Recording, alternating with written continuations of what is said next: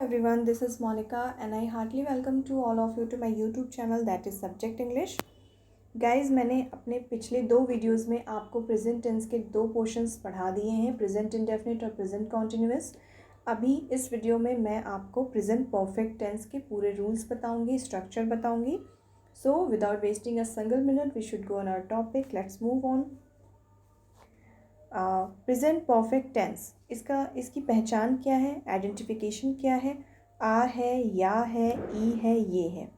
मैं एक बार और बता दूं कि आ आपको डायरेक्ट नहीं मिलेगा। जो भी वर्ड आपके लास्ट में आएगा उसका लास्ट का प्रोनाउंसिएशन में आपको आ मिलेगा, या मिलेगा, ई मिलेगा, ये मिलेगा। उसको भी मैंने यहाँ शो किया है। और इसका रूल क्या है, आई, यू और प्लूरल के साथ यानी एक से ज़्यादा के साथ हैव का यूज़ होगा। हैव का यूज़ आई के साथ होगा, यू के साथ होगा और एक से ज़्यादा यानी प्लूरल के लिए, बहुवचन के लिए होगा। सिंगुलर यानी एक यानी सिंगल यानी एक वचन, उसके लिए क्या यूज़ होगा, हैज़ का यूज़ होगा। इन सब में क्या लगता है, प्रेजेंट परफेक्ट टेंस में क्या लगता है, वर्ब की कौन सी फॉर्म लगती है। प्रेजेंट परफेक्ट टेंस में वर्ब की थर्ड फॉर्म लगती है। ये आपको याद होना चाहिए। थर्ड नंबर वाला हमेशा परफेक्ट होता है। ये इस तरह से आप याद कर सकते हैं कि थर्ड नंबर वाला हमेशा परफेक्ट होता है, यानी प्रेजेंट परफेक्ट टेंस में वर्ब की थर्ड फॉर्म लगती है। अब मैं आपको जो अभी मैंने आपको आइडेंटिफिकेशन बताई उसको यहाँ शो करके दिखाती हूँ कैसे। एग्जाम्पल है, I have lost my exercise book. मैंने अपनी एक्सरसाइज बुक खो दी है, मतलब उसकी बुक खो चुकी है, जा चुकी है। आपने अभी तक चुका है, चुकी है, ये चीज़ें देखा था, तो खो दिया है। उसने क्या किया है, अपनी एक्सरसाइज की बुक, मैंने अपनी एक्सरसाइज की बुक खो दिया है या फिर खो दी है। सपोज करिए खो दी ही भी रहता अगर यहाँ, या खो दिया है, तो या में क्या आया लास्ट में, एक तो या डायरेक्ट आ गया, उसमें आ भी आ रहा है, आ का प्रोनाउंसिएशन भी आ रहा है। खो दी भी कर देते अगर तो ई आता लास्ट में। तो ये इस हिसाब से परफेक्ट, इसकी हिंदी वाले ट्रांसलेशन में आप इसको बहुत ईज़िली टैकल कर सकते हैं, पहचान सकते हैं। He had just arrived here. Arrived here पहुँचा है, वह अभी यहाँ, वह अभी अभी पहुँचा है यहाँ पे। He had just arrived here, वो अभी यहाँ पे पहुँचा है, मैंने तुरंत वहाँ पे पहुँचा है, जस्ट अभी अभी। तो आ है, चा में क्या है, यहाँ पे कहीं आइडेंटिफिकेशन में चा लिखा है नहीं, लेकिन चा बोलने में लास्ट में क्या आता है, आ। तो इस हिसाब से, इस अकॉर्डिंग अगर हम देखें इसके अकॉर्डिंग, तो ये क्या हो गया, प्रेजेंट परफेक्ट टेंस हो गया। नेक्स्ट एग्जाम्पल है, द गेस्ट हैव लेफ्ट।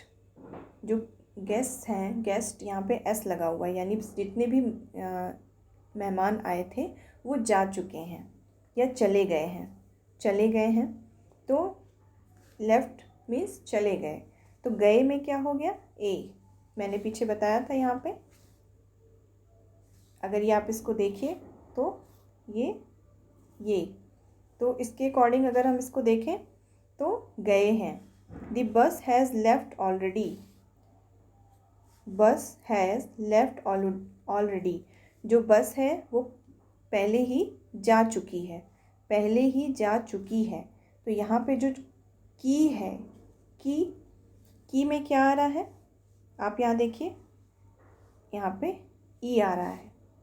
तो इस तरह से आप इसको आइडेंटिफाई करेंगे बहुत ईजली। अब इसको यूज़ कैसे करना है, द गेस्ट हैव लेफ्ट, या तो आप ऐसे लिख सकते हैं कि मेहमान जा चुके हैं, बहुत सारे मेहमान हैं, प्लूरल है ये।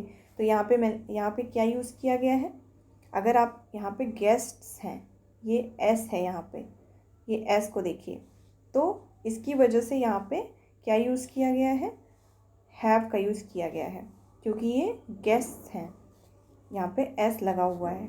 और अगर सिर्फ गेस्ट की बात की जाए, एक मेहमान की बात की जाए, तो यहाँ पे क्या यूज़ करेंगे, सिंगल का यूज़ करेंगे, हैज़ का यूज़ करेंगे। मेहमान जा चुका है यानी एक मेहमान है, तो यहाँ पे हैज़ का यूज़ करेंगे। अब इसके जो सेंटेंस अरेंजमेंट है उसको देखते हैं। द गेस्ट हैव लेफ्ट, यहाँ पे कोई ऑब्जेक्ट नहीं है तो मैंने उसको ब्लैंक कर दिया है। कुछ होता जिसके ऊपर काम किया जाता तो आप यहाँ पे उसको पुट कर देते, पर यहाँ कुछ नहीं है, इसलिए मैंने ऑब्जेक्ट वाला स्ट्रक्चर तो लिखा है यहाँ पे, लेकिन ऊपर कुछ नहीं है, तो मैंने इसको ब्लैंक छोड़ दिया है।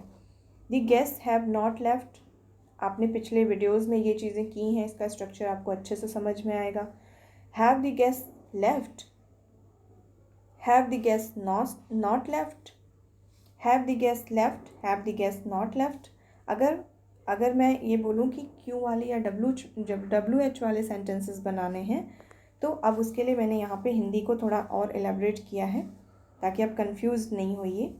मेहमान कहाँ जा चुके हैं, यहाँ पे सपोज़ करिए आपसे कोई पूछते कि बीच में कहाँ जा चुके हैं, कैसे जा चुके हैं, क्यों जा चुके हैं, तो आप उस वर्ड की मीनिंग को उठाएंगे। कहाँ की मीनिंग क्या होती है इंग्लिश में? वेयर। तो आप वहीं से स्टार्ट करेंगे WH वाले। Where have the guest left, यहाँ पे गेस्ट हैं, कई सारे गेस्ट की बात हो रही है, यहाँ पे एस लगा हुआ है, इसलिए यहाँ पे हमने हैव लगाया। अगर ये एस नहीं होता तो यहाँ पे हैज़ होता। तो where have the guest not left, कहाँ जा चुके हैं, कहाँ नहीं जा चुके हैं, मैंने इसको शॉर्ट फॉर्म में कर दिया है। मेहमान कहाँ जा चुके हैं, मेहमान कहाँ नहीं जा चुके हैं, तो फर्स्ट स्टेटमेंट पे इस तरह से बनाया है और नॉट लगा के इसमें बनाया हुआ है। So guys, it's enough for today. I hope आपको बहुत अच्छे से समझ में आ गया होगा और आप इस रूल को बहुत ईजिली अपने माइंड में फिट कर सकते हैं। फिर मैं इस पर बहुत सारी एक्सरसाइजेस कराऊंगी जिससे आपकी प्रैक्टिस बहुत ही पॉलिश्ड हो जाएगी, बहुत ही अच्छे से प्रैक्टिस हो जाएगी, तो आप इस सारी चीज़ों को अप्लाई कर पाएंगे। So thank you, have a nice day.